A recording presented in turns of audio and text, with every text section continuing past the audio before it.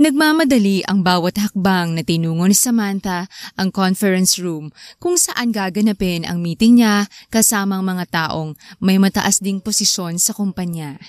Simula ngayong araw ay siya na ang nangangasiwa sa kumpanya ng kanyang mga magulang. Nagkasakit ng malubha ang kanyang ama at naapektuhan ito ng husto kaya hindi nito magampanan ang tungkulin nito sa kumpanya. Bilang nag-iisang anak at tagapagmana, napilitan siyang bumalik ng bansa at iwan ang buhay niya sa Europe para tumulong sa kanyang pamilya. Napahinto sa paglalakad si Samantha nang may isang bata na tumatakbo palapit sa kanya. "Mommy!" Umiiyak sa tuwang saad ng bata bago yumakap sa bewang ng dalaga. "Excuse me, baby. Hindi akong mommy mo." Malambing namang sagot ng dalaga. Nagmamadali siya at gustuhin man niyang mainis dahil naaabala siya ng paslit ay hindi niya ito makapa sa kanyang dibdib. Para bang hindi niya kayang burahin ang masayang ngiti na nakapagkit sa mga labi nito. Kitang-kita sa mga mata nito ang labis na pangungulila sa ina. "Ikaw pong mommy ko. Ikaw ang nasa picture na ipinakita sa akin ni Daddy. Hindi ka po ba masaya na nakita ako? Hindi mo po ba talaga ako love?" Naiiyak na tanong ng paslit. I'm sorry, baby. Pero wala pa akong anak kaya imposible na anak kita." Paliwanag ni Sam at pilit tinatanggal ang mga braso nito. "No! Ikaw pong mommy ko. Bakit ngayon lang po kayo umuwi? Tara na po, uwi na po tayo sa bahay." Hindi malaman ni Samantha kung anong gagawin. Humihingi ng saklolo na tumingin siya sa yaya ng bata na nasa likuran lang din ito. "Ay, sorry po ma'am." Ani ng kasambahay bago lumapit sa bata at marahang tinanggal ang mga kamay nito sa bewang ng dalaga. "Tyrone, hindi siyang mami mo. Halika na. Umuwi na tayo baka pagalitan pa tayo ng daddy mo." "No, yaya. Siya po si mami." Pilit pa ng bata at pilit hinabol si Samantha. "Tyrone, please! Enough na!" Narinig pa ni Samantha na saway ng yaya. Napailing na lang ang dalaga bago pumasok sa conference room. Sandaling sumagi sa isip niya ang dating asawa. Siguro kung hindi sila naghiwalay, baka kasing edad ng batang lalaki na nasa labas ang kanilang anak. Siguro masaya sila ngayon. Ngumiti ng mapait ang dalaga nang maalala ang pangit niyang karanasan sa kanyang buhay may asawa. Pagpasok ni Samantha sa conference room, eksaktong nag-angat ng muka si Ivan at sandaling nagtama ang kanilang mga mata. Biglang inilayo ng binata ang cellphone sa tenga nito at hindi makapaniwala na tumingin sa dalaga. Pakiramdam ni Samantha ay sandaling huminto ang paligid at tila silang dalawa lang ang naroon. Kitang-kita pa ni Sam ang pananabik na dumaan sa mga mata ng dati niyang asawa bago ito bumalik sa pagiging seryoso. Nang muling nagkatitigan ng dalawa, agad iniwas ni Sam ang kanyang mata kasabay ng pangangatog ng kanyang tuhod. Naiinis na kinastigo niya ang kanyang sarili. Ilang taon nang lumipas simula nang maghiwalay sila at mula noon ay hindi na sila nagkaroon pa ng komunikasyon. Pero hindi niya akalain na sa kabila ng maraming taon ay ganito pa rin kalakas ang epekto ng presensya nito sa kanya. "Miss Antillian, kayo na lang po ang hinihintay." Pagbibigay alam ng sekretarya ng kanyang mga magulang. Hindi sumagot ang dalaga. Ramdam na ramdam niya ang pag-iinit ng kanyang muka. Walang salitang sumunod siya sa babae. "Thank you." Formal na wika ng dalaga nang ipaghila siya ng upuan ni Ivan. Pagkatapos ipakilalang dalaga sa board, agad nilang sinimula ng meeting. Nang matapos, hindi muna lumabas si Samantha. Nanatili siya sa loob kasama ang kanyang sekretary para doon pag-aralan ng ilang patakaran sa kumpanya pero hindi niya inaasahang magpapaiwan din doon si Ivan. Hindi napigilan ng dalaga ang mainis dahil sa malakas na pakikipag-usap nito sa cellphone kaya wala halos pumapasok sa kanyang isip. "Why are you crying, baby?"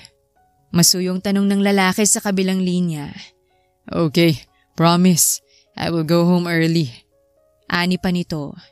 Hindi napigilan ni Samantha mangitngit sa selos at hindi niya itatangging naiinggit siya sa dating asawa dahil mukhang masaya na ito sa bago nitong pamilya habang siya hanggang ngayon ay nahihirapan pa ring mag-move on. Mariing kinuyom ni Samantha ang kanyang kamay upang pigilan ang pagdaloy ng emosyon sa kanyang dibdib. Really? Okay, I will talk to your mom later. Dagdag pa ni Ivan na lalong ipinagnitngit ng kalooban ng dalaga. Naiinis siya at tuluyan nang nawala sa kanyang ginagawa ang kanyang atensyon. Hindi na siya makapag-isip ng maayos. Ang hindi alam ni Samantha, kanina pa siya pinagmamasdan ni Ivan at aliw na aliw ito sa nakikita nitong pamumula ng kanyang muka at paglaki ng butas ng kanyang ilong habang ginagaya kung paano ito magsalita. Miss Santillan, are you okay? Nakangising tanong ni Ivan. Gulat na lumingon si Samantha sa gawin ng binata at nakita niyang wala na itong kausap sa cellphone. Yes, of course. Mataray na sagot ng dalaga. Bago tumayo at niligpit ang sariling gamit. Alis na sana siya nang biglang hinawakan ni Ivan ng kanyang pulso. Kamusta ka na? Seryoso na tanong nito. Ayos lang. Masaya. Kaswal na sagot ng dalaga, pero ang totoo ay halos hindi na niya marinig ang kanyang tinig dahil sa malakas na kabog ng kanyang dibdib. Bakit ngayon ka lang umuwi? Hindi napigilang tanong ng lalaki. Agad namang tumikwas ang kilay ng dalaga bago matapang na sinuri si Ivan. Does it matter to you? Matapang na sagot ni Samantha bago taas noong lumiyad sa harapan ni Ivan. Pero gusto niyang pagsisihan ang kanyang ginawa nang biglang hinapit ni Ivan ang kanyang bewang palapit sa katawan nito. Para siyang nalalasing nang malanghap ang mabango nitong hininga at ang pabango nitong panlalaki na kaisarap sa kanyang pang-amoy. Paano kung sabihin ko sa'yo na oo, dahil miss na kita. At matagal ko nang hinihintay na bumalik ka. Malamlam ang mga mata at puno ng pangungusap ang bawat pagbigkas nito sa mga katagang binitiwan. Hindi nakasagot si Samantha. Hindi maproseso sa kanyang isip ang kanyang narinig. Ni hindi niya magawang iiwas sa mukha kahit alam niyang hahalikan siya ng lalaki pero tila nagising sa kanyang mahimbing na tulog ang dalaga at parang binuhusa ng malamig na tubig nang maramdaman ang kamay ni Ivan na nagsisimula ng maging malikot sa kanyang katawan. Dagli niya itong itinulak bago malakas na sinampal. Anong ginagawa mo? Galit na wika ni Samantha. Hindi sumagot ang binata at muling hinapit ang katawan ni Samantha palapit dito. Mas lalo pa nitong idinikit ang katawan sa dalaga dahilan para mag-init ng husto ang katawan ni Sam nang maramdaman ang pagbundol ng matigas na umbok sa harapan ng binata sa kanyang puson. Ivan, ano ba? Kabadong sita ni Sam sa lalaki. I miss you. Bulong ni Ivan. Biglang kinilabutan ng dalaga at pakiramdam niya ay tumaas sa mga balahibo niya sa katawan. Pero nang ma-realize na pinaglalaruan siya ng lalaki, hindi yon pinalampas ni Samantha. Matamis siyang ngumiti at matapang na sinalubong ang mga mata ng dating asawa. Ganyan ka din ba noon sa sekretary mo? Nangiinsulto niyang tanong. Sukat sa kanyang sinabi, binitawan siya ni Ivan. Naging madilim ang mukha nito pero sa halip na matakot, lalo pang ngumiti si Samantha. Hanggang ngayon, pinaniniwalaan mo pa rin ang mga maling hinala mo sa akin. Mababakas ang pait sa tinig na tanong ni Ivan. Ilang taon nang lumipas, Ivan. Ang dami nang nangyari. Matagal na tayong hiwalay. Pero bakit hanggang ngayon, hindi mo pa rin maamin sa sarili mo ang kasalanan mo sa akin? Sumbat ni Sam. Siguro kung inaamin lang ni Ivan ang mga kasalanan nito sa kanya, baka sakali napatawad niya ito. Siguro ngayon ay pareho na silang masaya. Hindi sana siya naiwan sa dilim at hanggang ngayon at kinikwestiyon ng kanyang sarili kung bakit nagawa siya nitong lokohin. Pero sa ginagawa nito, ang hirap ibigay dito ang kapatawaran dahil hanggang ngayon hindi nito maamin sa sarili nito na pinagtaksilan siya nito. Wala akong aaminin, Samantha. Dahil kahit kailan, hindi kita niloko. Mariing sagot ng binata. Niloko mo man ako, hindi. Wala na akong pakialam. Matigas na sagot ng dalaga. Sasagot pa sana si Ivan pero bumalik na ang sekretary ni Sam. Ma'am, narito na pong hinihingi nyo. Anito, bago inabot sa dalaga ang dokumentong kailangan niya. Dali mo na lang sa office, doon ako magtatrabaho. Sagot ng dalaga at nauna nang lumabas. Naiwang mag-isa si Ivan at hindi alam kung anong dapat maramdaman. Samantalang sa loob ng opisina ni Samantha ay hindi siya mapalagay. Nakaupo siya sa kanyang swivel chair, kaharap ang mga dokumento na kailangan niyang pag-aralan pero kahit anong pilit niyang mag-focus sa trabaho ay hindi niya magawa. Walang pumapasok sa kanyang isip. Sumasakit ang ulo na hinilot niya ang kanyang sentido. Mahigit 5 taon na ang lumipas simula nang naghiwalay sila ni Ivan at sa mga panahong yon wala siyang ibang ginawa kundi kalimutan ito. Sinubsob niya ang kanyang sarili sa pagtatrabaho abroad pero ngayong muli silang nagkita. Muli niyang naramdaman ang labis na pananabik sa dating asawa. Akala niya sa ilang taong nagdaan na wala silang komunikasyon ay tuluyan na itong nabura sa kanyang puso.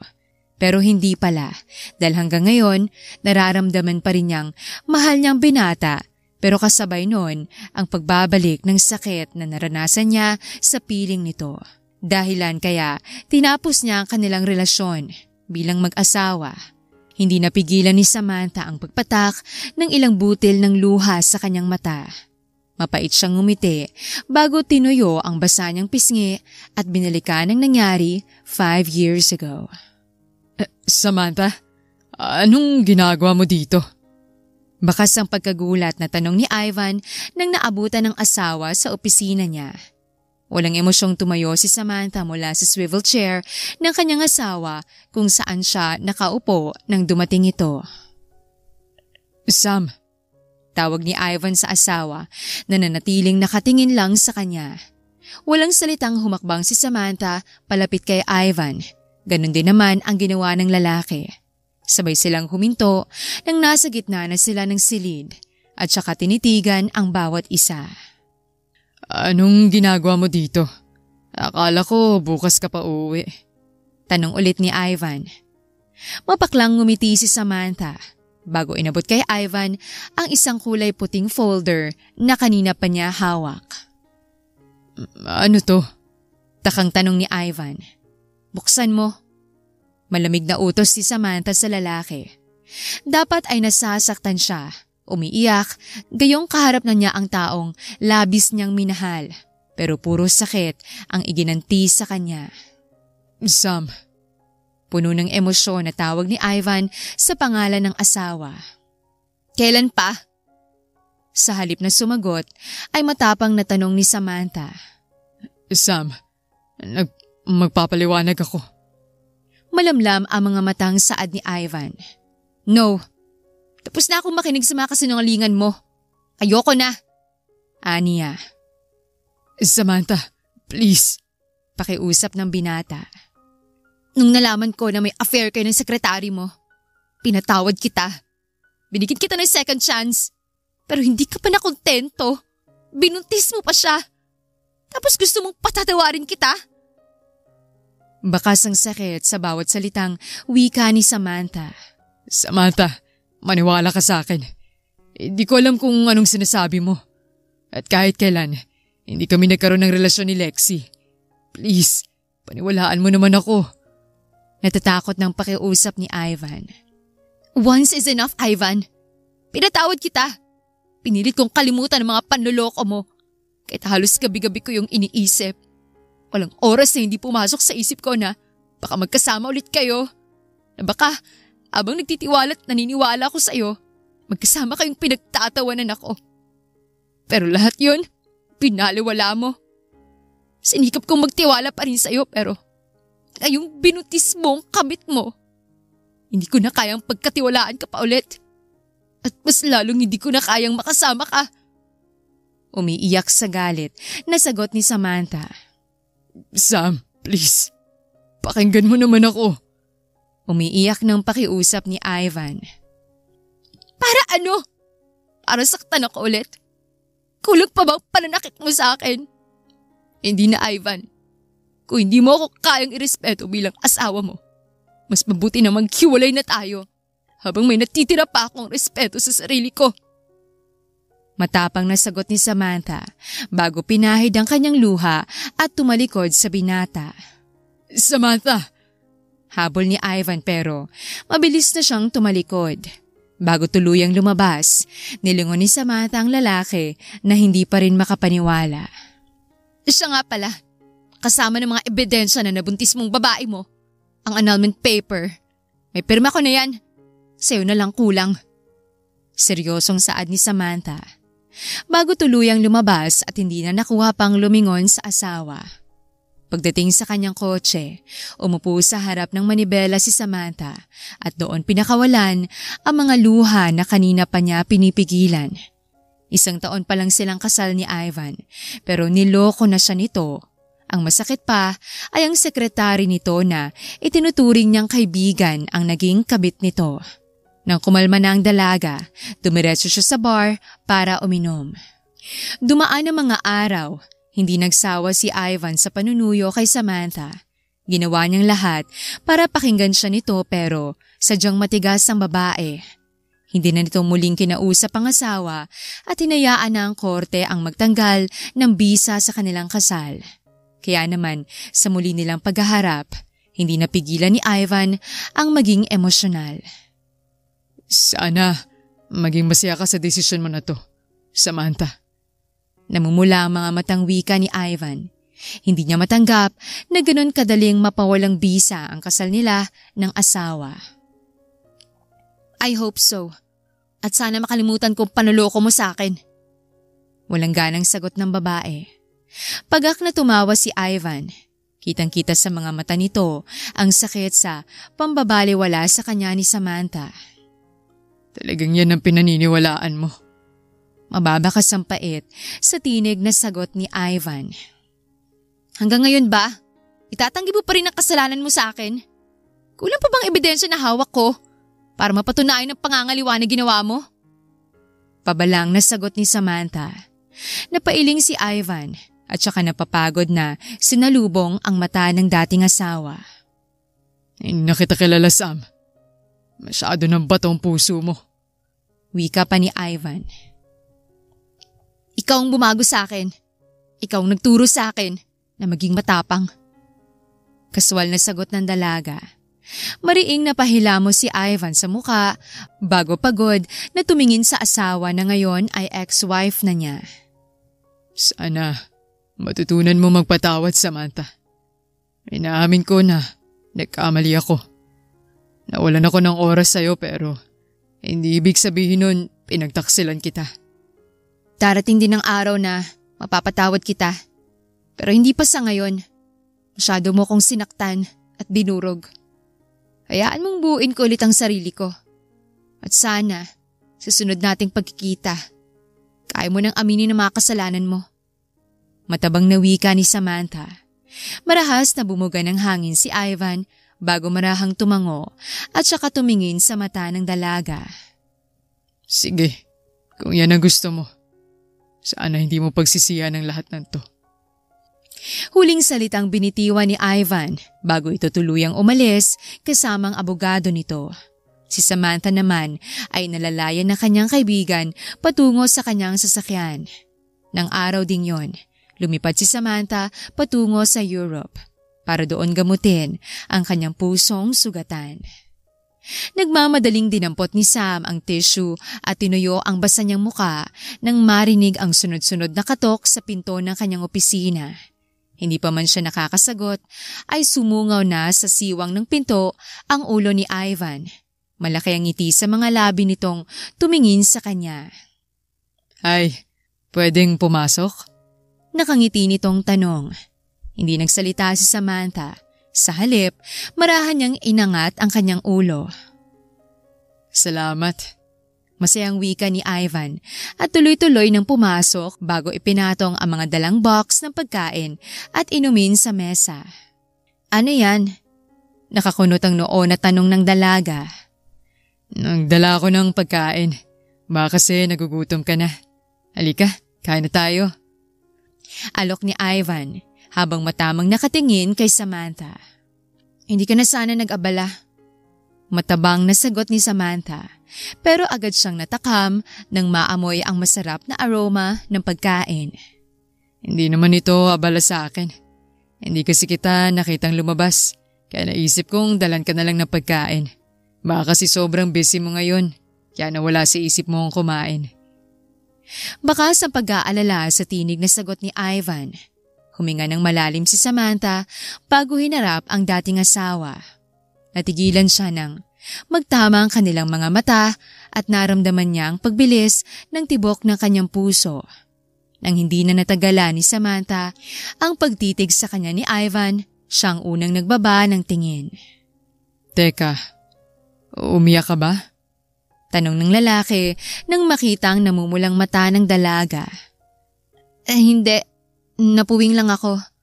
Pagsisinungaling ni Samantha at inabalang sarili sa pagliligpit ng kanyang mga gamit na nasa ibabaw ng kanyang table. Napailing na lang si Ivan habang sinusundan ng tingin si Samantha. Pagkuway sinimulan na niyang kunin sa plastic ang mga nakabox na pagkain. Maya-maya pa ay tahimik na silang kumakain. Nang hindi nakatiis si Ivan, binasag niya ang katahimikan sa kanilang pagitan. Sam, alam kong hindi birong pinagdaanan ng pamilya mo ngayon. Sana wag mong kalimutan na nandito lang ako. Handang dumamay sa'yo ng mga oras. Seryosong wika niya. Salamat, pero hindi ako tumatanggap ng tulong mula sa mga taong hindi ko naman kaano-ano. Bale walang sagot ni Samantha. Nasaktan man sa sinabi nito, sinikap ni Ivan ni Kubliyon sa dalaga. Sa halip, matamis pa rin siyang ngumiti dito. Nagustuhan mo ba? Masarap, di ba? Aniya, para lang may pag-usapan sila. Tama lang. Walang buhay na sagot ni Sam. Muli namang napangiti si Ivan nang makitang halos masimot nito ang pagkain nito. Anong iningiti mo dyan? Nababaliw ka na ba? Naiinis sa sita ni Samantha sa binata. Lalo namang nainis ang dalaga nang sa halip na sumagot ay tinawanan lang siya nito. Grabe ka naman sa akin. Parang kailan lang pinagbibintangan mo akong babaero. Tapos ngayon naman baliw. Ganyan ba talaga ang love language mo sa akin? Nanunuksong tanong ni Ivan habang may naglalarong ngiti sa mga labi. Dahil sa klase ng ngiti nito, hindi napigilan ni Samantha na muling sumikdo ang kanyang dibdib. Love language ka dyan. Excuse me, Mr. Arevalo. Matagal na kitang hindi gusto. Mataray niyang sagot para alisin ang hiyang nararamdaman niya sa kanyang sarili. Pero agad din siyang nakonsensya nang makitang unti-unting nawala ang ngiti sa mga labi ni Ivan at dagli itong naging seryoso. Gusto sanang bawiin ni Samantha ang kanyang sinabi pero huli na dahil tumayo na ang binata at hindi na tinapos ang pagkain. Kinuha nito ang folder na nasa likuran nito at nilapag sa harapan ni Samantha. Pakibigay na lang sa sekretary ko kapag napirmahan mo na. Seryosong wika nito tsaka walang paalam na umalis. Mabigat ang dibdib na sinundan ng tingin ni Samantha ang lalaki hanggang tuluyang sumara ang pinto. Nang maiwang mag-isa si Samantha, muli niyang naramdaman ang kahungkagan sa kanyang dibdib. 5:00 ng hapon nang lumabas siya sa kanyang opisina. Tinalunton niya ang daan patungo sa opisina ni Ivan para ibigay dito ang dokumento na may pirma na niya. Nasa loob po ba si Mr. Arevalo? Tanong ni Samantha sa sekretary ni Ivan na nakatalaga sa labas ng pinto. Pwede naman ang kanyang sekretary ang magsauli ng dokumento sa binata pero mas gusto niyang siyang personal na maghatid nito kay Ivan.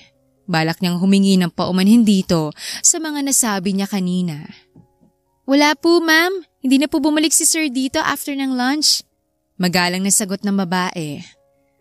Ganun ba? Pakibigay na lang to sa kanya. Napirmahan ko na lahat yan. Aniya bago tumalikod. Paglabas ni Samantha sa building, naabutan niya si Mang Kanor na naghihintay sa labas. Ito ang kanilang family driver. Agad siya nitong sinalubong at inalalayan papasok sa kotse bago nag-drive pa uwi sa kanilang bahay. Anak! Nandyan ka na pala. Kumusta ang first day mo sa company? Nakangiting bungad ni Susan sa anak. Okay naman po, Mom. Medyo nahihirapan pa akong mag-adjust pero sigurado naman po kung kaya ko at kakayanin ko. Nakangitiring sagot ni Samantha. Salamat, anak. Pasensya ka na kung ikaw ang nahihirapan sa sitwasyon natin ngayon. Malungkot na wika ng ginang. Ma'am, okay lang. Wala naman pong ibang tutulong sa inyo kundi ako. Si Daddy po pala, kumusta? Tanong ng dalaga. Ang kanina ay malungkot na mukha ng ginang ay nadoble pa. Bago pagod na tumingin kay Samantha. Nasa silid niya. Ayaw na namang uminom ng gamot. Anak, napapagod na ako sa ama mo. Malungkot at bakas ang hirap na sumbong ni Susan. Napabuga na lang ng hangin si Samantha bago lumapit sa ina at niyakap ito. Mom, huwag ka magsalita ng ganyan. Malalampasan din natin ang lahat ng to.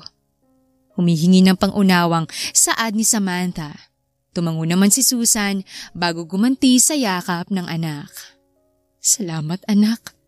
Pasensya ka na kung minsan nararamdaman kong ganito. Matanda na rin kasi ako at mabilis nang mapagod sa mga bagay-bagay. Wika ni Susan at saka tipid ng ngumiti. Mom, okay lang. Nandito naman po ako para tulungan kayo. Kailangan nating maging malakas para kay Daddy. Bilang nag-iisang anak, malino kay Samantha na walang ibang maaasahan ang kanyang mga magulang kundi siya. Siya lang ang pwedeng gumanap sa responsibilidad sa mga ito. Kaya kailangan niyang matutunan ang lahat. Maraming salamat, anak. Halika, punta natin ang ama mo. Sigurado akong matutuwa yun pag nakita ka. Masayang paanyaya ni Susan sa anak. Walang pagtutol na sumama si Samantha sa ginang. Pagdating sa silid ng ama, pakiramdam ni Samantha ay bumuhos ang lahat ng pagod niya nang makita ang kalagayan ng ama. Paralisadong kalahati ng katawan nito. Nakahiga ito sa kama at kasalukuyang pinapainom ng gamot ng nurse na nagbabantay pero tamang kanyang ina. Matigas ang ulo ng kanyang ama. Sir, sige na po. Kailangan niyo na pong inumin tong gamot para gumaling na kayo. Pangihikayat ng lalaking nurse. Hindi ako iinom ng gamot na yan. Nakakasawa na. Hindi naman ako gumagaling. Putol-putol ang salitang sagot ni Diego. Pero sir, mas patatagalan pong pagaling niyo kung hindi niyo po susundin ang payo ng doktor niyo. Paliwanag ng nurse. Wala akong pakalam. Malis ka na. Iwan mo na ako. Galit pa ring sagot ng matandang lalaki. Nang hindi na nakatiis, ay sumingit na si Samantha. Ako na. Presinta niya. Agad namang binigay ng nurse sa kanya ang mga gamot na kailangang inumin ng kanyang ama. Iwan mo muna kami. Aniya. Mabilis namang lumabas ng silid ang lalaki. Nang maiwan silang mag-anak, nakangiting lumapit si Samantha sa ama. Dad, inumin niyo na po tong gamot niyo. Mahinahong wika ni Sam at sinimulan ng ilapit sa bibig ng ama ang kutsarang may lamang gamot. Pero sa halip na tanggapin ito, malakas itong tinabig ang kutsara dahilan kaya napatili si Samantha nang tumapon sa kanyang damit ang malapot na likido. Diego! Ano bang nangyari sa'yo? Pati anak natin, ginaganyan mo! Galit na kastigo ni Susan sa asawa bago naawa na tumingin sa anak. Ayos ka lang? Nag-aalala na tanong ni Susan. Marahan namang tumango si Samantha. Iwan niyo na ako. Hindi ko kailangan. Magamot na yan. Kahit hirap magsalita ay sabat ni Diego. Dad, ano bang problema? Gusto lang naman namin ni Mom. Gumaling ka at bumalik sa dati. Hindi mapigilang umiyak na saad ni Sam. Nakokonsensya na nagbaba ng tingin si Diego pagkuway muli itong nagsalita. Pabayaan niyo na ako. Hindi na ako gagaling. Umiiyak na sagot nito. Kaya ka nga nagpapagamot para gumaling ka. Please, Dad, napapagod na rin kami. Sana naman tulungan mo rin ang sarili mo. Alam mo bang wala na naman talaga akong balak umuwi? Pero dahil kailangan niyo ako, narito ako. Iniwan kong sarili kong buhay sa Europe para alagaan at tulungan kayo dito. Alam niyo ba na hindi pa ako handang makita si Ivan? At si Mommy, nahihirapan na rin siya, Dad. Napababayaan na niya ang sarili niya. Gusto niyo bang pati siya magkasakit? Dad, huwag sana kayong selfish. Alam ko, hindi madali sa iyong pinagdadaanan mo. Pero huwag naman sana ganito. Isipin mo rin sana kami. At ang lahat ng sakripisyo namin para lang gumaling ka at makasama ka pa namin ng matagal. Umiiyak na saad ni Samantha. Bago pa tuluyang sumabog ang emosyon sa kanyang dibdib, mabilis na siyang tumakbo palabas sa silid ng kanyang mga magulang at nagtungo sa sarili niyang silid. Parang batang dumapa siya sa kama at doon pinakawalan ang mga impit niyang hagulgol. Pagkatapos pakalmahin ang sarili, nagtungo siya sa banyo para maglinis ng katawan at magpalit ng damit. Samantalang, pagkatapos ng meeting ni Ivan sa isang investor, nagmamadali siyang umuwi ng bahay, bitbit ang mga bagong laruan na pasalubong niya sa kanyang anak. Paakyat na siya ng hagdan nang nakasalubong niya ang yaya ni Tyrone. Magandang gabi po, sir. Magalang na bati nito. Magandang gabi din. Si Tyrone, nasa silid na ba niya? Tanong ni Ivan dito. Opo, sir. Natutulog na po siya. Kanina pa po kasi yun iyak ng iyak. Nakakaawa nga po. Natulugan na lang niyang pag-iyak. Naawang saad ng babae. Agad namang nangunot ang noon ng binata sa narinig. Bakit? May nangyari ba? Kanyang tanong. Kanina po kasi, nung dumaan kami sa opisina niyo, may nakita po kaming magandang babae. Kamukha po ng dati niyong asawa. Tinawag po ni Tyrone na Mommy, kaya lang hindi po siya kilala ng babae. Nasaktan po si Tyrone kaya pagdating po namin ng bahay, nagmumukmuk na po siya sa silid niya at ayaw na po lumabas. Pagkukwento ng yaya, maya-maya pa ay tumingin ito sa painting na nakasabit. Nang tingnan ni Ivan kung ano ang tinitingnan ng kasambahay, napailing siya nang makitang larawan nila ni Samantha kuha sa mismong araw ng kanilang kasal. Siya po sir ang babae kanina sa kumpanya. Nanlalaki ang matang turo ng babae. Hindi sumagot si Ivan. Mariin siyang pumikit bago tinampal ang sariling noo. Naiinis siya sa kanyang sarili. Kasalanan niya kung bakit nasasaktan ngayon si Tyrone. Walang paalam na tinalikuran ni Ivan ng kasambahay at nagmamadaling nagtungo sa silid ng anak. Naabutan niya itong umiiyak habang yakap ang picture frame kung saan naroon ang larawan nila ni Samantha. Anak? Mahinang tawag niya sa paslit. Dahan-dahan naman itong lumingon at nang makita ang ama, mabilis itong bumangon at umupo sa kama. Daddy! Humihikbi na sagot nito bago inunat ang dalawang braso.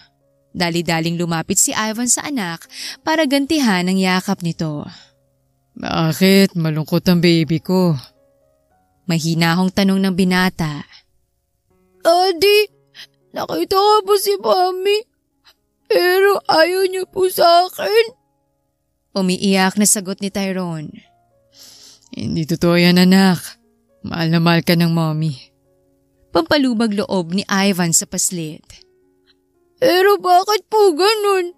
Hindi po niya ako kilala. Naalala mo ba ang secret natin? Di ba sinabi ko sa'yo? Siyang Mommy mo pero secret lang muna natin. Hindi pa kasi niya alam na ikaw ang baby namin. Paliwanag ni Ivan. Bakit po hindi niya alam? Di po ba dapat alam niya? Kasi siyang mommy ko. Dapat po katulad kami ng mga classmate ko at ng mommy nila. Nalilitong sagot ni Tyrone. Basta anak, maabang kwento kasi yun. Kapag malaki ka na, maintindihan mo rin ang lahat. Kaya dapat habang baby ka pa, nakikinig ka muna sa daddy. Okay po? Okay po, Daddy.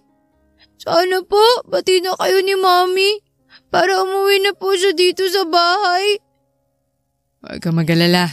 Gagawin ni Dading lahat para umuwi sa atin ang mommy mo. Pangako ni Ivan sa anak. Nang hindi na sumagot ang paslit, marahang hinaplos ni Ivan ang likod nito. Napangiti na lang ang binata nang makitang payapa na itong natutulog sa kanyang mga bisig. Matapos siguraduhing mahimbing na ang tulog ng paslit, marahan niya itong hiniga sa kama at kinumutan. Hinalikan din niya ito sa pisngi bago siya lumabas ng silid. Sa silid naman ni Samantha, pagkatapos ayusin ang kanyang sarili, lumabas na siya ng silid para magtungo sa kusina dahil nagugutom na siya. Pagdating niya doon ay naabutan niya ang kanyang ina. Abala ito sa pagtulong sa mga kasambahay sa paghahanda ng mesa. "Mom," tawag ng dalaga sa ina. "Alika na, kumain na tayo." Nakangiting aya nito. Dumulog naman agad sa hapag si Sam at sinimulan ng pagsilbihan ng sarili. "Si Dad po?" tanong ni Samantha nang hindi matiis ang ama. "Ayun, nakonsensya yata sa ginawa niya sa'yo. Uminom ng gamot." Sa pagitan ng pagkuha ng pagkain ay sagot ng ginang. "Mabuti naman po kung ganon." Kahit paano ay nabunutan ng tinik na komento ni Sam. "Kaya nga, mabuti na lang at pinagsabihan mo. Ewan ko ba sa ama mo? Sa halip na magpursige para gumaling agad, mas pinairal pa ang katigasan ng ulo. Nawala na yata ng pag-asa na gagaling pa siya." Malungkot na sagot ni Susan. Huminga ng malalim si Samantha. "Pagpasensya na lang natin si Daddy, Mom. Ngayon niya mas kailangan ng pangunawa at pagmamahal." Aniya. "Ano pa nga ba? Siya nga pala, kumusta naman ang trabaho mo?" Maya-maya ay tanong ng ginang. Sandaling natigilan si Sam at saka matamang pinagmasdan ng ina. "Mom, bakit hindi niyo sinabing isa pala sa mga stockholder ng kumpanya si Ivan?" tanong ng dalaga. Sandaling natigilan ng ginang at umiwas ng tingin. "Mom?" untag ni Sam sa ina. Hindi mo pa ba alam?" Balik tanong nito pagkatapos tanggalin ang bara sa lalamunan. "Mom, magugulat ba ako kung alam ko?" "Ikaw kasi, ayaw mong binabanggit kong pangalan niya noon kapag magkausap tayo. Nakalimutan ko tuloy sabihin sa'yo." Sagot ng ginang bago muling sumubo ng pagkain. Paano nga siya naging stockholder?" Pangungulit ni Samantha. "Nung unang beses na nagka-problema ang kumpanya, napilitan ng daddy mong ibenta ang ibang shares. Nang malaman yun ni Ivan, nag-alok siya ng tulong sa daddy mo. Ang plano niya, pahiramin kami ng pera pero tumanging daddy mo. Ayaw niyang tumanggap ng tulong mula sa kahit kanino. Kaya inalok na lang niya si Ivan na siyang bibili ng shares. Nagkasundo sila. Pumayag naman agad ang daddy mo." Paliwanag ni Susan. "Pero Mom, ang daming may interes sa business natin. Bakit si Ivan pa?" Protesta ni Samantha. "Hindi ko rin alam sa daddy mo. Nung una ayoko rin dahil ikaw ang iniisip ko. Ayoko din naman magkaroon pa siya ng ugnayan sa atin. Pero mapilit ang daddy mo. Nagalit pa siya sa akin. Kaya para wala na lang gulo, hinayaan ko na lang siya sa mga gusto niyang gawin." Sagot ng ginang. Napailing na lang si Sam. Naalala pa niyang araw na sinabi niya sa kanyang ama na gusto na niyang makipaghiwalay kay Ivan. Nagalit ito sa kanya at ayaw nitong pumayag na ipaanal niya ang kasal nila ng asawa. Pero nang sabihin niya dito, ang dahilan, mabilis pa sa 4:00, gumawa ito ng paraan para mapabilis ang proseso ng kanilang paghihiwalay. Galit na galit ito kay Ivan nang malamang nangaliwa ang lalaki. Kaya ngayon, palaisipan sa dalaga. kung paanong napaamo ni Ivan ang kanyang ama. Isa lang ang sigurado ni Sam, nabola na naman ito ng lalaki at napaniwala sa mga kasinungalingan nito. Araw-araw pumapasok sa kumpanya si Samantha, ganun din si Ivan, pero hindi na sila muling nag-usap. Maliban na lang kung tungkol sa trabaho ang pag-uusapan nila. Madalas din silang magkabanggaan sa board dahil sa mga taliwas nilang opinyon. Kaya naman lalong uminit ang dugo ni Samantha sa binata hanggang tuluyan na silang naging estranghero sa isa't isa. Bilang presidente ng kumpanya, bihira lang ang naglakas loob kausapin at kaibiganin ng dalaga. At isa sa mga ito si Marcus, anak ng isa sa kanilang mga stockholder. Sa unang pagkikita pa lang ay lantaran na itong nagpakita ng pagkagusto kay Samantha. Nang matapos ang kanilang meeting, katulad ng nakagawian ng dalaga, hindi agad siya lumabas ng silid. Naroon pa din si Ivan at si Marcus na ngayon ay matamang nakatitig sa dalaga. Habang si Ivan naman ay halos magdugtong ang mga kilay sa pagkakakunot ng noo habang kunwari may binabasang report. Tahimik lang ang tatlo at tila nagpakiramdaman sa isa't isa, wala isa man sa kanilang gustong magbukas ng pag-uusapan. Hanggang hindi na nakatiis si Marcus, lumapit ito kay Samantha. Hi, Miss President. May gagawin ka pa ba? Nakangiting tanong ng binata. Wala naman, tinatapos ko to. May kailangan ka ba? Sagot ng dalaga na nanatiling nakasubsob sa kanyang ginagawa. Hindi naman napigilan ni Ivan makinig sa pag-uusap ng dalawa. Nagkunwari siyang busy pero ang atensyon niya ay nasa mga ito. Hindi niya napigilang magselos nang makitang dikit na dikit si Marcus sa dati niyang asawa. Oo, sana. Pwede ba kitang yayain kumain sa labas?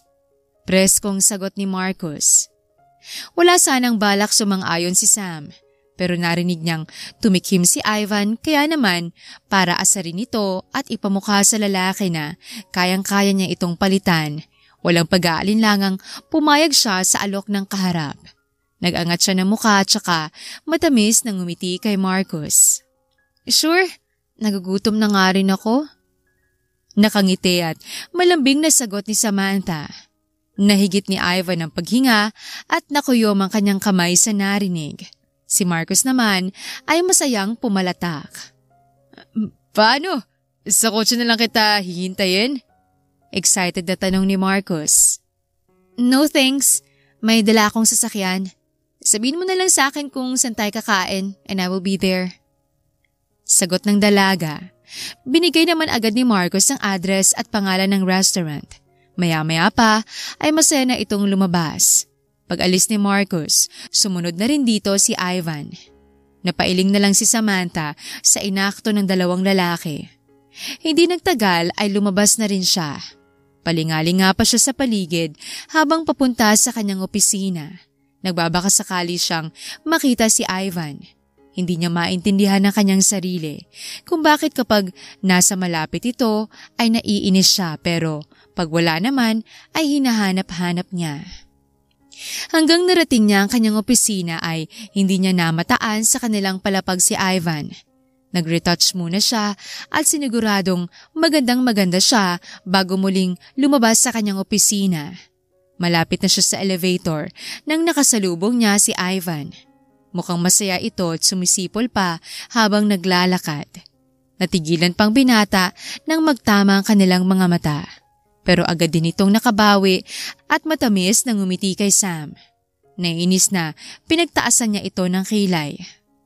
Nang tuluyang lumampas sa kanya si Ivan, narinig pa niya itong tumawa. Muling nangunot ang noo ng dalaga pero pinilit niyang baliwalain ang presensya ng binata. Pumasok siya sa elevator at pinindot ang button patungo sa car park. Pagdating sa harap ng kanyang kotse, biglang sumulak ang dugo ng dalaga nang makitang wakwak ang gulong nito sa unahan. Galit na nilibot ni Samantha ang mga mata sa paligid at nagmatsyag sa mga tao doon pero wala siyang nakitang kahina-hinala sa lugar. Shit! Sinong siraulong gumawa nito? Galit na wika ni Samantha bago galit na sinipa ang gulong. Kinuha niya ang kanyang cellphone sa bag para mag-book ng taxi nang mula sa kanyang likuran ay nagsalita si Ivan. Need help? Nakangiti nitong tanong. Hindi sumagot si Sam pero makulit ang binata. Dinukwang nito ang kanyang cellphone at nang nakitang nasa isang app siya ay inagaw nito yon sa kanya. Anong ginagawa mo? Naiinis na tanong ni Samantha. Matatagalan ka pa kung mag-grab ka lang.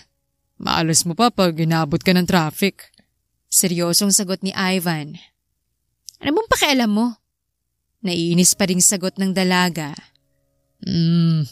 Magmamagandang loob lang naman akong tumulong. Kung hindi mo mamasamain, iatid na kita sa pupuntahan mo. Besides, doon din naman ang daan ko. Sagot ni Ivan. Paano mo nalaman kung saan ako pupunta? Panguhuli ng dalaga. Narinig ko ang usapan niyo.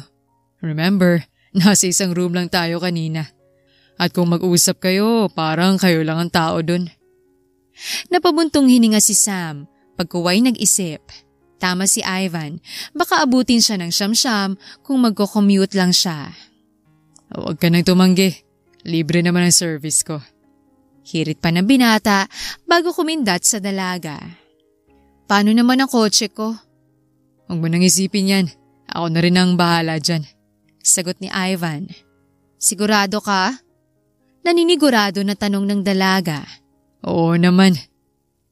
Ayaw man sanang tanggapin ni Sam ang alok na tulong ng binata pero hindi niya alam kung paano ipapaayos ang kanyang kotse. Nakalive si Mang Kanor at ilang araw pa bago ito bumalik. Sige, tinatanggap kong tulong mo. Pero teka, bakit ang bait mo yata? Anong kapalit?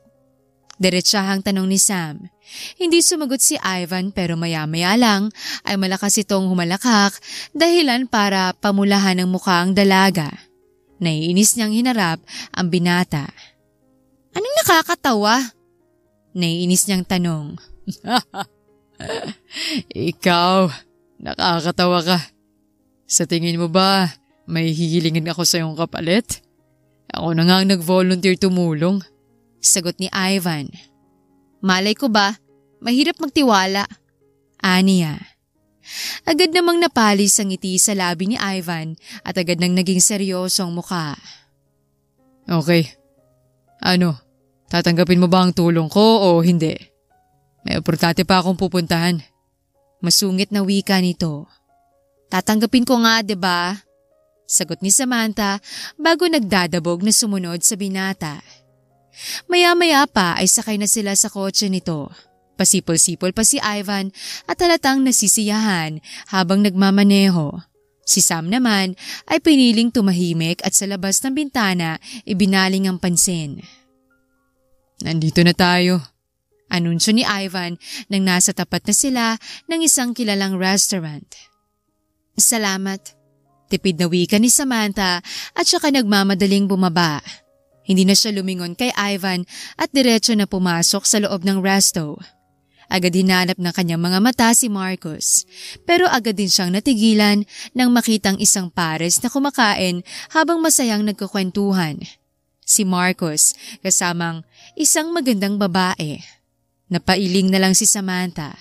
Lalaki nga naman, sa isip-isip pa niya, bago umatras. Pagharap niya sa daang tinahak niya kanina ay napadaing siya nang tumama ang kanyang noo sa matigas na dibdib ng isang lalaki. Naiinis na nag-angat na mukha ang dalaga para kilalanin kung sinong nakabangga niya. Pero lalo lang nainis nang makita ang nakangising mukha ni Ivan. Ikaw na naman? Sinusundan mo ba ako? Umuusok ang ilong sa galit na tanong ng dalaga.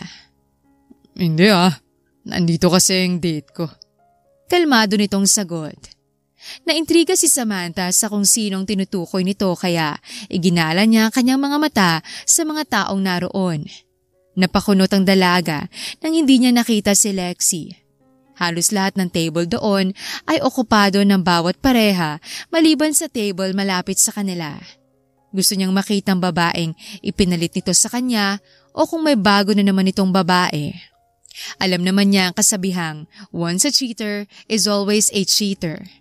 Lalo pa nga't marami naman talagang babae ang nagkakandara pa kay Ivan dahil sa maganda nitong katawan at gwapong muka.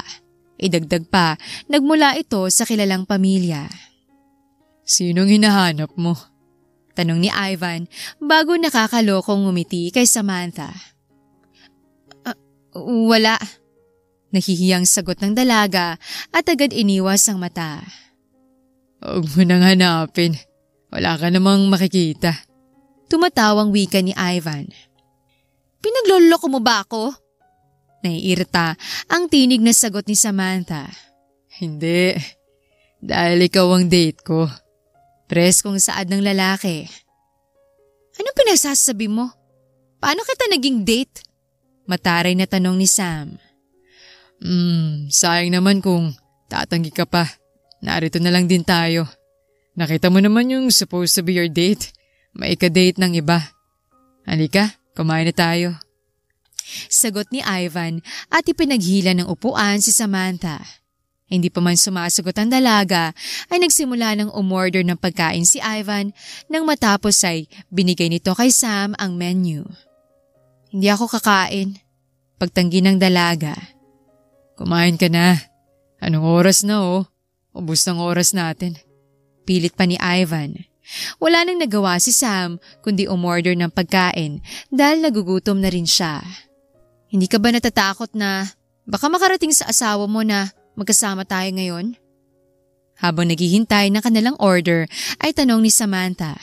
Sinadya pa niyang lakipan ng pagkasarkasmo ang kanyang tinig. Sandaling natigilan si Ivan. Pagkaway, lumarawan sa mukha nito ang pagtataka pero saglit lang yon dahil muli itong ngumiti ng matamis kay Sam. Hindi, sanay na siya. Napatango na lang si Samantha. I see. Masaya akong nakahanap ka ng taong tanggap kung ano ka. Sa kawalan ng sasabihin ay komento ng dalaga. Napatiimbagang si Ivan at matamang pinagmasdan ang dating asawa. May tiwala siya sa akin. Hindi katulad ng iba dyan. Mas piniling husgahan ako agad at iwan na hindi nagawang pakinggan na mapaliwanag ko. Patutsyada ng binata. May hangganan din ang pag-intindi sa ibang tao. Hindi naman pwedeng ikaw ang lagi mag-a-adjust. Minsan, kailangan mo ring unahin ang sarili mo. Malamig na wika ni Samantha habang nilalaro ng daliri ang suot na singsing. Katulad ng ginawa mo sa akin? Mababakas ang sama ng loob na tanong ni Ivan. Yes. Matapang na sagot ni Sam. Ngumiti ng mapait ang binata bago tumingin sa kawalan. Kung pinakinggan mo kaya ako nun, masaya kaya tayo ngayon? Ilan na kaya ang anak natin? Tanong nito sa kawalan. Siguro miserable ang buhay natin pareho. Baka mga anak pa natin ang nagsuffer dahil sa magulo nating pagsasama. Nahigit ni Ivan ang kanyang paghinga sa sinabi ng dalaga. Napabuntong hininga na lang siya at hindi na muling nagsalita hanggang dumating ang kanilang order. Ilang saglit pa ay tahimik na silang kumain at nang matapos ay bumalik agad sila sa kumpanya. Bumaba ka na. Malamig ang boses na utos ni Ivan sa dalaga. Agad namang tumalima si Sam. Pagkaway, lumingon sa binata. Thank you sa ride at sa lunch. Aniya. Hindi sumagot si Ivan at mabilis na pinasibad ang kotse palayo. Agad namang dumiretso si Sam sa kanyang opisina para ipagpatuloy ang kanyang trabaho. Nang sumapit ang coffee break, hindi niya namataan si Ivan kaya tinanong niya ang sekretary nito nang maabutan niya ito sa pantry. Hindi na ba bumalik si Mr. Arevalo? Tanong ng dalaga. Hindi na po siya bumalik simula kaninang lunch break. Baka po umuwi sa kanila para mag-alaga ng anak. Sagot ng babae. Hindi mapigilan ni Samanthang masaktan sa narinig. Muli niyang naramdaman ang panibugho na matagal na niyang nabaon sa limot. Hindi niya inaasahan na magiging isang mabuting ama ang binata.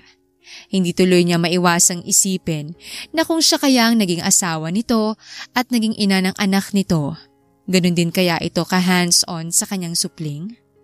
Ma'am, may kailangan po ba kayo? Untag ng secretary kay Samantha.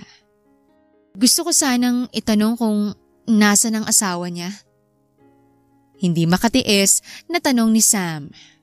Sorry po ma'am pero hindi po kasama sa trabaho kong ipagkalat ang personal na buhay ni sir. Baka po kasi mawalan ako ng trabaho. Ayaw po ni sir na may ibang nakakaalam sa personal niyang buhay. Nahiyang sagot ng babae. Okay. Pasensya na kung masyado akong matanong. Huwag mo na lang banggitin kay Ivan na nagtanong ako sa'yo. Sige po ma'am, iwan ko na po kayo. Magalang na sagot ng babae. Pagpatak ng 5:00 ng hapon, gumayak na para umuwi si Samantha. Hindi pa man siya tapos sa ginagawa nang may kumatok sa pinto. Come in, sagot niya. Nang bumukas ang pinto, iniluwan nito si Marcus. May kailangan ka? Wala naman. Bala ko sana ayain ka. May bagong bukas na resto bar malapit lang dito. Naisip ko na baka gusto mong mag-relax. Sagot ni Marcus. Napailing na lang si Samantha. Wala pa ring idea ang lalaki na nakita niya itong may kadate ng iba. Ano, game ka ba? Tanong nito. Sige, sasama ako. Sagot ng dalaga. Good! Paano? Sa labas na lang kita hihintayin? Hintayin mo na ako. Pababa na rin ako. Ani Sam.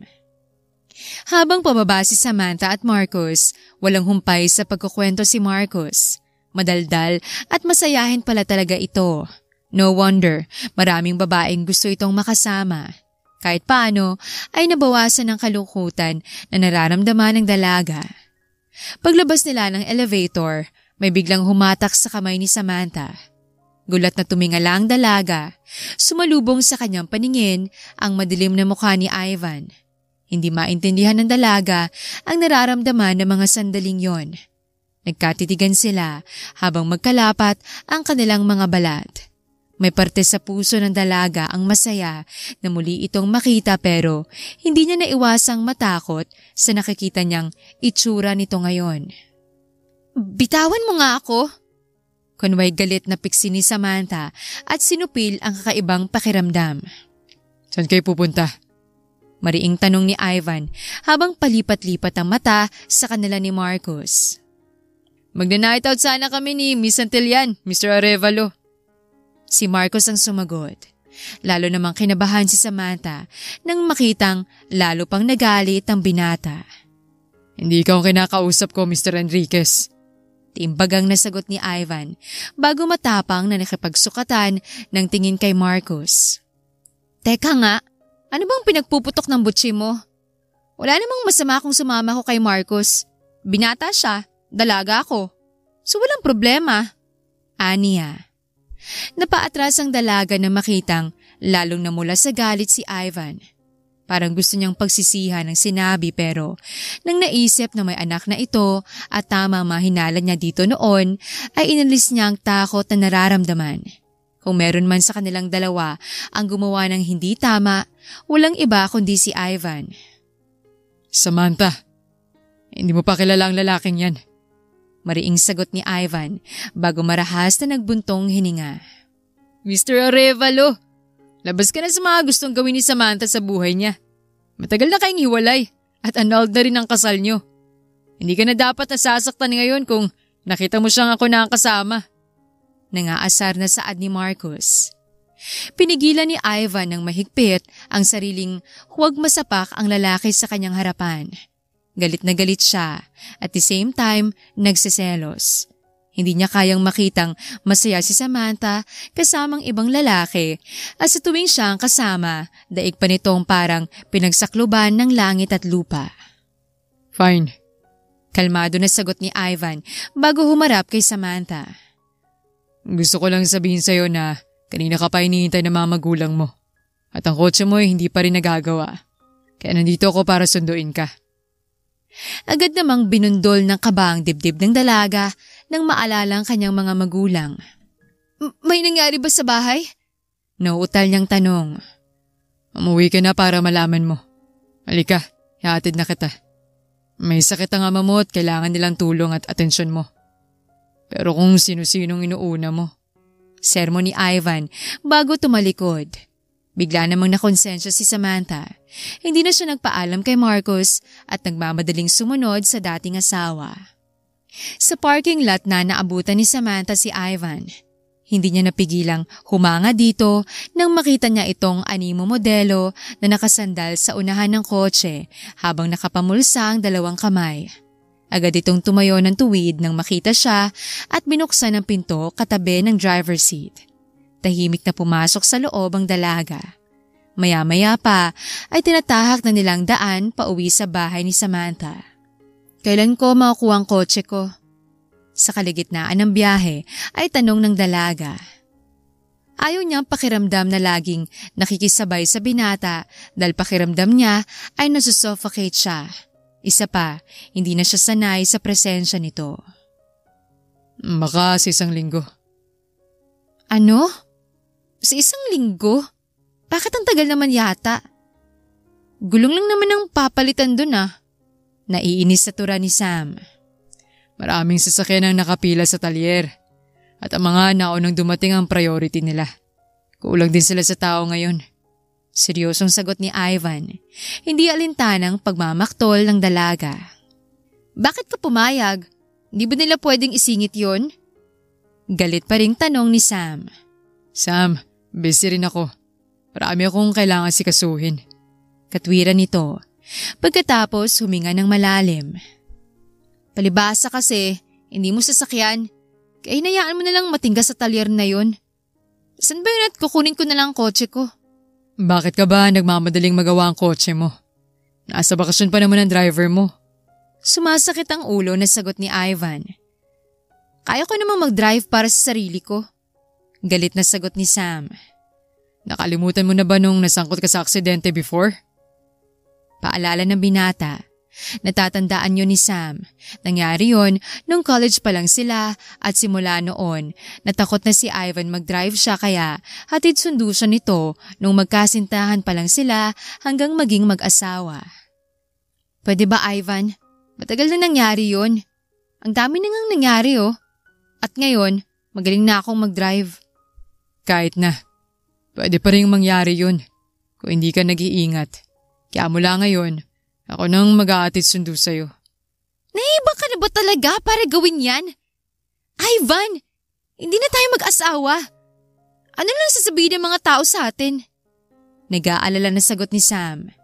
Alam ng lahat ng tao sa paligid nila ang nangyari sa kanilang dalawa at ayaw niyang mag-isip ang mga ito ng hindi maganda sa kanilang dalawa.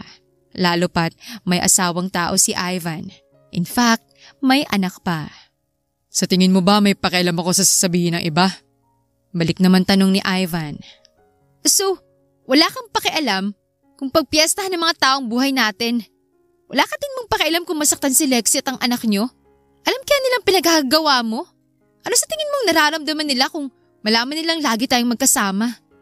Nanguuyam saad ni Sam. Walang emosyong tumingin si Ivan sa dalaga bago umiling na tila hindi makapaniwala. Ngayon ko napatunayan na ganun kalaking galit mo sa akin. Tatanungin kita, sa loob man lang ba ng ilang taon, kinamusta mo man lang ba ako? Nakibalita ka man lang ba kung anong nangyari sa buhay ko? Masama ang loob na saad ni Ivan. Nagtaas ng kilay si Sam. Bakit kailangan pa niya itong kumustahin gayong pinagtaksila naman siya nito? Dapat nga siyang magalit dito dahil ito ang may kasalanan kung bakit sila naghiwalay. Ito at ang kabit nito. Walang dahilan para kumustahin pa kita.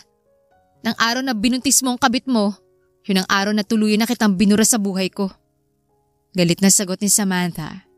Mariin niyang kinagatang ibaba niyang labi upang pigilan ang pagbagsak ng kanyang mga luha nang maalala kung gaano kasakit ang pinagdaanan niya sa poder ni Ivan. Hindi sumagot si Ivan. Marin itong pumikit bago nagngangalit ang mga ngiping itinuon sa daan ang atensyon. Pagdating sa kanilang bahay, walang salitang bumaba sa sasakyan si Samantha at pumasok sa loob ng bahay. Nakahinga siya ng maluwag nang matanaw ang kanyang ama't ina na nagpapahangin sa garden. Hindi na inabala ni Sam ang mga ito. Mabigat ang pakiramdam na umakyat siya sa kanyang silid para magpahinga. Kinabukasan, araw ng linggo, walang pasok sa trabaho si Samantha, kaya naisipan niyang pumunta sa park na paborito nilang pasyalan ni Ivan na magkasintahan pa lang sila. Malaki ang naging bahagi ng parke na ito sa kanilang relasyon. Umupo si Samantha sa sementong upuan at binilikan sa isip ang kanyang kabataan at ang dati niyang masayang buhay. Hanggat hindi na niya namalayan ang pagdaloy ng masaganang luha sa kanyang mata. Ngayon, mas nararamdaman niya ang labis na pangungulila sa dating asawa. Parang gusto niyang pagsisihan na pumunta pa siya doon, ngayong hindi pa pala siya handang balikan ang masaya nilang nakaraan. Sa kabila ng pagluha, hindi napigilan ni Sam ngumiti nang makita ang puno na paborito nilang tambayan noon. Nakatayo pa rin ito at may mayabong na sanga. Sa lilim ng punong yon sila madalas umupo ni Ivan, habang siya ay nagbabasa ng libro at ito naman ay tumutugtog ng gitara. Napaka-memorable ng punong yon para sa kanilang dalawa. Doon niya sinagot ang binata at doon din ito nag-propose sa kanya. Bakit po kayo umiiyak? Tanong ng isang maliit na boses mula sa likuran ni Sam. Napahinto sa kanyang pagsinok si Sam at mabilis na pinahid ang kanyang mga luha bago lumingon sa paslit. Hindi po ako umiiyak. Napuwing lang ako. Pagsisinungaling ng dalaga. Mommy? Gulat na bulalas ng batang lalaki. Ikaw na naman? Gulat at hindi makapaniwala na saad ni Samantha ng makilalang bata. Ito ang makulit na batang tumawag sa kanya ng mommy nung unang araw niya sa company. Ako nga po. Masaya po kung kilala niyo na ako. Masayang sagot ni Tyrone. Teka, anong ginagawa mo dito? Hindi mo ba alam na delikadong pumunta dito na mag-isa? Pangaral ni Samantha sa paslit. Alam ko po. Pero kasama ko naman pong yaya ko. Bumili lang po siya ng ice cream. Nasaan ang mga magulang mo? Curious na tanong ng dalaga. Ikaw pong mami ko. Busy naman pong daddy ko. Malungkot na sagot ng bata. Sa halip na mainis sa kakulitan ng bata, napangiti na lang si Samantha habang matamang nakatitig dito. Baby, hindi akong mami mo. But don't worry kasi pwede mo naman akong maging kaibigan. Nakangiting aniya. Okay po. Sabi din po ni Daddy, hindi niyo pa daw alam na akong baby niyo, kaya po naiintindihan ko kayo. Ako nga po pala si Tyrone para makilala niyo na po ko. Good boy. Ako naman si Samantha. Pwede mo akong tawaging Tita Sam. Nakangiting wika ng dalaga. Pero ayoko po ng tita. Gusto ko po, Mami. Kasi mami ko kayo. Nakasimangot na sagot ng paslit. Sige na nga. Dahil cute at good boy ka naman, kaya paig na akong tawagin mo kong mommy. Nakangising sagot ni Sam. Agad namang nagliwanag ang mukha ng paslit at saka tumalon sa labis na tuwa. Yay! Thank you po, Mommy! Masayang bulalas si Tyrone. Mommy. Mommy, alam niyo po bang magaling po ako mag-drawing? Gusto mo po bang i-draw ko mukha mo? Masayang wika ng paslit. Sige nga, kaya mo ba? Tanong ni Sam. Opo. Proud na sagot naman ni Tyrone. Sandali lang po ha. Upo po kayo dyan tapos gagayahin ko po mukha niyo. Sumunod agad si Sam sa gusto ng bata. Makalipas ang ilang minuto, masaya itong lumapit sa kanya. Tapos na? Tanong niya. Opo, kulay na lang kulang. Talaga? Pwede ko bang makita? Na-excite na tanong ni Sam. Eto po. Masayang sagot ni Tyrone at hinarap sa dalagang papel kung saan nakaguhit ang mukha niya. Tuwang-tuwa naman si Sam nang makita ang drawing ni Tyrone. Wow! Ang galing mo naman pala mag-drawing. Kanino mo natutunan yan? Humahangang saad ng dalaga. Kay Daddy po. Madalas ko po siyang makita na gumuguhit at lagi po ikaw ang ginuguhit niya. Bali walang sagot ng bata. Naging palaisipan kay Samantha kung sinong ama nito. Isa lang kilala niyang mahilig iguhit ang kanyang muka at yon ay si Ivan. Bakit po? Bigla kayong nalungkot? Hindi niyo po ba nagustuhan? Nag-aalalang tanong nito. Nagustuhan ko syempre. Ang ganda nga eh. May naalala lang ako. Aniya. Si Daddy po ba? Tanong ng paslit. Nang hindi sumagot si Sam, muli itong humarap sa ginagawa. Sa bahay ko na po ito kukulayan. Tapos ipapakita ko po sa'yo kapag okay na. Saad ng bata na para bang siguradong magkikita pa ulit sila. Sige, kailan ulit tayo magkikita? Hindi ko po alam. Sana po magkita po ulit tayo. Madalas ka ba dito? Tanong ni Sam. Opo. Sinabi po ni Daddy na dito daw pong favorite place nila ng mami ko. Kaya lagi po akong pumupunta dito kapag namimiss kong mami ko. Pareho pala kami ng mami mo. Dito ka din gustong laging tumambay. Aniya. Kasi nga po, ikaw ang mami ko. Kaswal na sagot ng bata habang abala sa pagliligpit ng sariling gamit. Natatawang hinaplos si Samantha ang matambok nitong pisngi. Ikaw talaga, puro kabiro. Natatawang saad niya. Maya-maya pa ay sabay na silang tumatawa. Hindi nagtagal, kailangan nang umuwi ng magyaya kaya nagpaalam ng bata sa dalaga. Alis na po kami. Mamimiss po kita. Sana magkita ulit tayo. Malungkot na paalam ni Tyrone. Huwag ka na malungkot. Sigurado akong magkikita pa tayo. Sagot ni Samantha na nahawa na sa positibong pananaw ng paslit. Kailan ka po ulit pupunta dito? Tanong pa ni Tyrone. Bukas? Gusto mo ba? Tanong ng dalaga. Opo! Masayang sagot ng paslit. Nang makaalis ang paslit, napabuntong hininga si Samantha nang maalala na araw ng Lunes bukas at may trabaho siya. Pero hindi na niya makita ang bata para bawiin ang sinabi niya. Napangiti na lang ang dalaga nang maalalang makulit na paslit kahit paano ay nabawasan ang kalungkutan niya. Gabi na nang umuwi ng bahay si Ivan, agad siyang nagtungo sa silid ng anak. Daddy! Masayang bulala si Tyrone nang makita ang ama. Mukhang masayang baby ko Anong meron? Nakangiting tanong ni Ivan. Nakita ko po ulit si Mommy.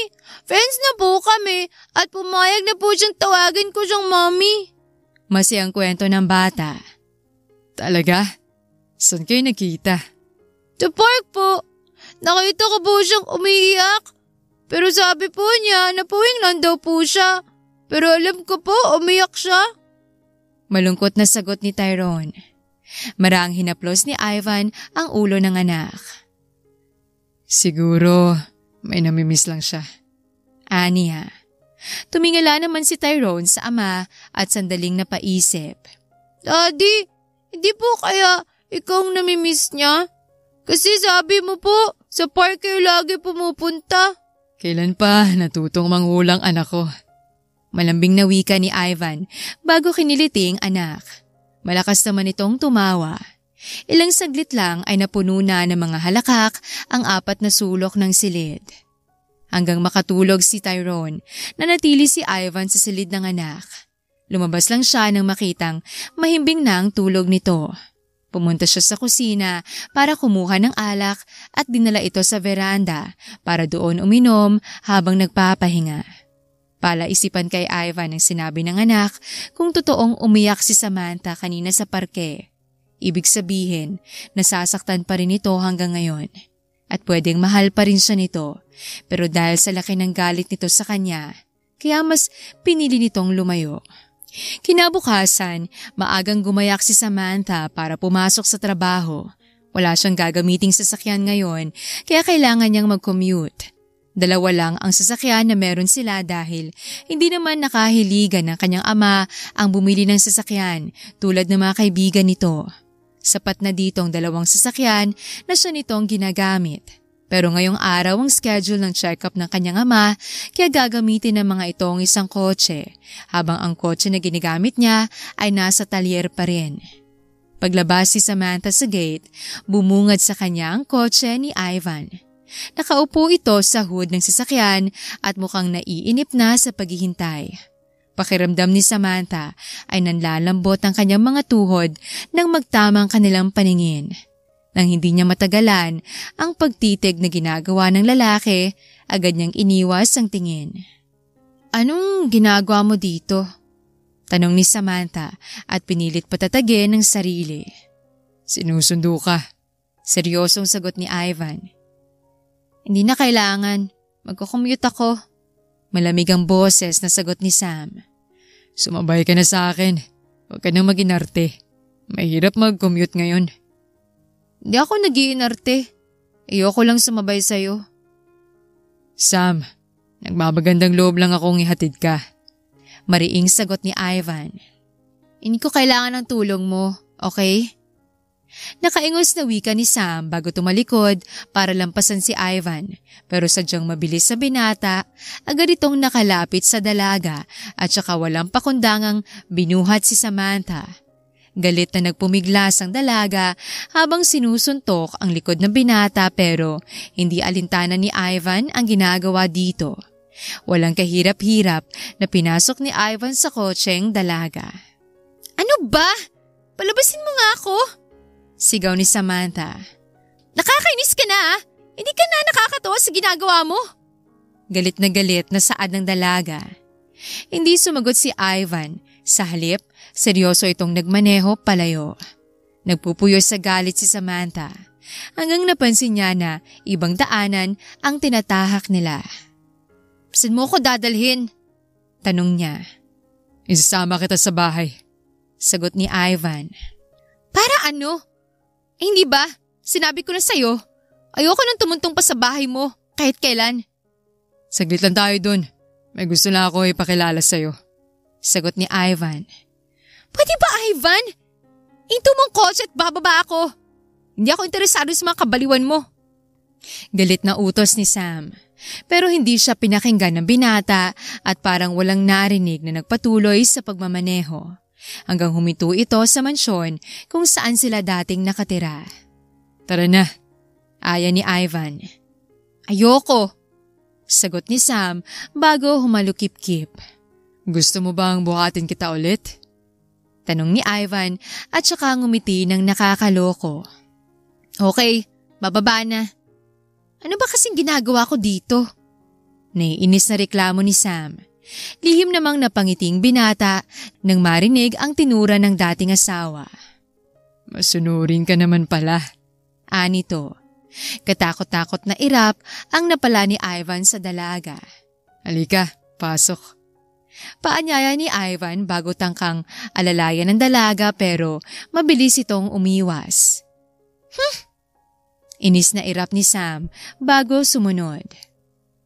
Pagpasok ng dalawa sa sala, hindi nakapagsalita si Samantha nang makitang wedding picture nila ni Ivan na nanatiling nakasabit sa pader. Naroon din ang ilang litrato nilang magkasama. Nagpatuloy sa pagmamasid ang dalaga hanggang nakita niya ang isang painting kung saan naroon ang mukha niya. Nagtataka siyang lumingon kay Ivan. "Bakit hindi mo pa tinapon ang mga yan?" tanong niya. "Hindi ko kaya. Hindi ganun kadali sa akin ang basta na lang itapon ng lahat." sagot ng binata. "Nakonsensya ka ba?" "Ano ba namang klaseng tanong yan, Sam? Ilang beses ko bang kailangang sabihin sa'yo na hindi kita niloko?" Napapagod na saad ni Ivan. Hindi nakapagsalita si Sam. Nanatili siyang nakatitig sa dating asawa. Napapitlag pa ang dalaga nang marinig ang tinig ni Tyrone. "Mommy!" sigaw ng paslit habang tumatakbo palapit sa dalawa. "Careful, baby," paalala ni Ivan sa anak. Anak mo siya?" nauutal na tanong ni Sam. "Anak natin." Buo ang boses na sagot ni Ivan. "Naibang ka na ba talaga?" Mahinang wika ni Samantha, sapat lang para marinig siya ni Ivan. "Mommy, sobrang saya ko po dahil Bumalik na kayo? Dito na po ba kayo titira? Excited na tanong ng paslit. Baby, pwede bang iwan mo muna kami ng daddy mo? May kailangan pa kaming pag-usapan. Mahinahong sabi ni Sam sa paslit. Okay po. Bye, Mommy. Bye, Daddy. Masayang paalam ni Tyrone. Kumaway pa ito sa dalawa bago umakyat sa hagdan. Anong sinasabi mo? Tanong ni Samantha nang sila na lang ni Ivan ang naroon. Nakaupo silang magkaharap. Sorry kung hindi ko agad sinabi sa'yo. Alam kong mali na ikaw ang ipakilala kong ina kay Tyrone. Pero no choice ako eh. Ayoko siyang masaktan pag nalaman niyang patay ng tunay niyang ina. Paliwanag ni Ivan. Ang kapal na mukha mo. Para ipakilala kong ina sa anak niyo ng kabit mo. Umiiyak sa galit na sagot ni Sam. Please, pakinggan mo muna ako. Kahit ngayon lang. Pakiusap ng binata. Muling tumahimik si Samantha at pinilit pakalmahin ang sarili. Anak ni Lexi si Tyrone sa ibang lalaki. Totoong buntis siya noon, pero hindi akong ama. Hindi totoo na nagkaroon kami ng relasyon. Kahit kailan, hindi kita niloko. At hindi kita kayang lokohin, pero hindi mo ako pinakinggan. Pag alis mo, pinagtapat ni Lexing lahat sa akin. Sinabi niyang nakita mo siya nung nagpa-check up siya sa klinik. Pero dahil sa takot niyang malaman ng asawa ng nakabuntis sa kanyang tungkol sa pagdadalang tao niya, hinayaan niyang mag-isip ka ng hindi maganda sa amin. Hindi niya alam kung anong gagawin ng mga panahon na yun dahil pinagbabantaan na ang kanyang buhay. Nagalit ako sa kanya. Sobrang galit na galit ako dahil hindi niya sinabing totoo. Hanggang nanganak siya, wala kahit isang pamilya at kaibigan nang nandoon para sa kanya. Hindi niya kinayang pagsilang ng sanggol kaya binawian siya ng buhay. Tinawagan ako ng doktor na nagpaanak sa kanya at binigay sa akin si Tyrone. Nung una ayoko dahil hindi ko alam kung paano mag-alaga ng bata. Hinanap ko ang ama niya. Sinabi ko na nanganak na si Lexi. Pero sinabi niyang wala siyang pakialam sa bata. Isang mayaman at kilalang taong ama ni Tyrone. At ayaw nitong masira ang kanyang pangalan at pamilya. Naawa ko kay Tyrone dahil walang may gusto sa kanya. Hanggang na-realize kong pareho kaming walang pamilya. Pareho kaming iniwan ng mga taong mahal namin na dapat ay silang unang magmamahal sa amin. Mula nun, nangako ko sa kanya na aalagaan ko siya. Ituturing na tunay kong anak. At yun ang ginawa ko. Habang lumalaki siya at nagkakaisip, naghahanap siya ng kalinga ng isang ina. Ayoko masaktan siya pag nalaman niyang patay ng totoo niyang magulang. Kaya ikaw ang tinuro kong ina niya. Umiiyak na kwento ni Ivan. Hindi ko alam kung maniniwala ako sa'yo. Kung nagawa mong magsinungaling sa isang paslit, magagawa mo din yan sa akin. Umiiyak na sagot ni Samantha. Alam kong yun ang sasabihin mo. Kaya gusto kong patunayan sa'yo na totoong sinasabi ko. Halika, sumama ka sa akin. Alok ni Ivan. Walang pag-aalinlangan namang sumama si Samantha. Sumakay sila sa kotse nito at humantong sila sa sementeryo.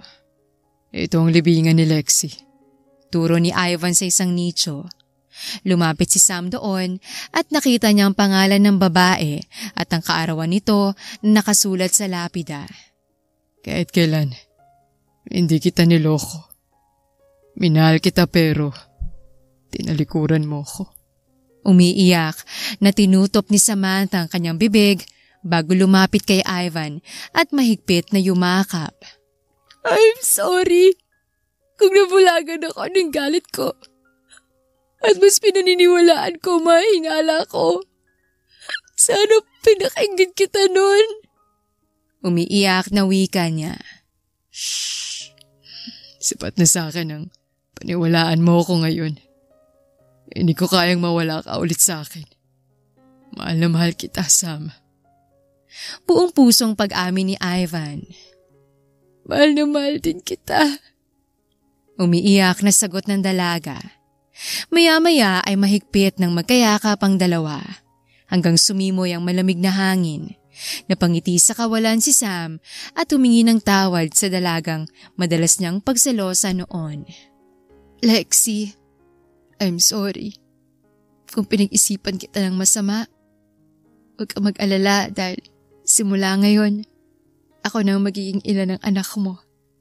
Gagawin ko lahat para mapalaki siya ng maayos.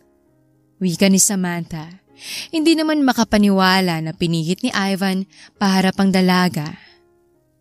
Totoo bang narinig ko?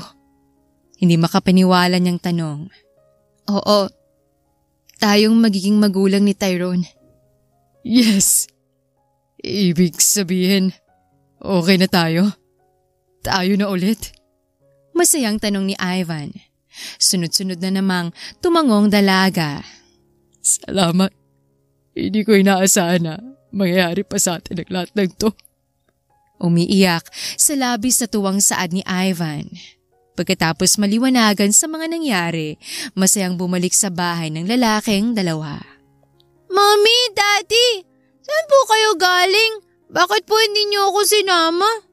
Nakangusong tanong ni Tyrone. May pinuntahan lang kami, anak. Huwag kang mag-alala. Dahil malapit nang tumira ang mami mo dito sa bahay. Kasama natin. Sagot ni Ivan. Yay! Salamat po, Mami. Mahal na mahal po kita.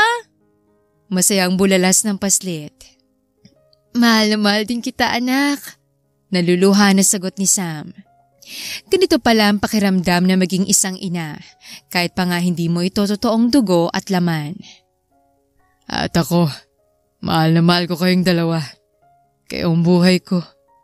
Singit ni Ivan bago mahigpit na niyakap ang mag-ina. Sabay namang tumawa sila Tyrone at Samantha. Simula ng araw na yon, naging maayos ang pagsasama ni Ivan at Samantha. Ginawa ni Ivan ang lahat para bumawi sa dalaga. Ganon din naman si Samantha dito. Sinubukan din niyang bawasan ang pagiging selosa niya. Binigay niya ng buo ang tiwala at pagmamahal sa nag-iisang lalaking nagpatibok sa kanyang puso. Hindi nagtagal ay nagpakasal ulit sila sa simbahan at katulad ng dati, dinaluhan ito ng mga kilalang tao sa bansa. Tuluyan ng gumaling ang ama ni Samantha at tuluyan na itong bumalik sa pangangasiwa sa kanilang kumpanya. Si Ivan naman ay nag-focus na rin sa sarili nitong mga negosyo at sa kanilang pamilya. Habang si Samantha naman ay naging hands-on kay Tyrone at ngayon ay hinihintay na lang nila ang araw ng pagsilang niya sa kanyang kambal na anak. Katulad nilang mag-asawa, sobrang excited din si Tyrone na masilayan ang mga kapatid. Pinag-iisipan na rin ng dalawa kung kailan nila ipagtatapat sa panganay na anak ang totoo niyang pagkatao. Pero may parte sa kanilang mga puso ang gustong ibuon sa limot ang lahat at maging mabuting magulang na lang dito. Pero alam nilang darating ang araw na malalaman din ni Tyrone ang lahat. At dalangin nila na sana kapag dumating na ang takdang panahon ay huwag itong magalit sa kanila. Sa kahit anong uri ng relasyon, tiwala ang pinakamatibay na pundasyon. Kapag ang tiwala ang nawala, asahan mong ang anumang pagsasama ay magwawakas. Kaya dapat, kung mahal natin ang isang tao, ibigay natin ang 100%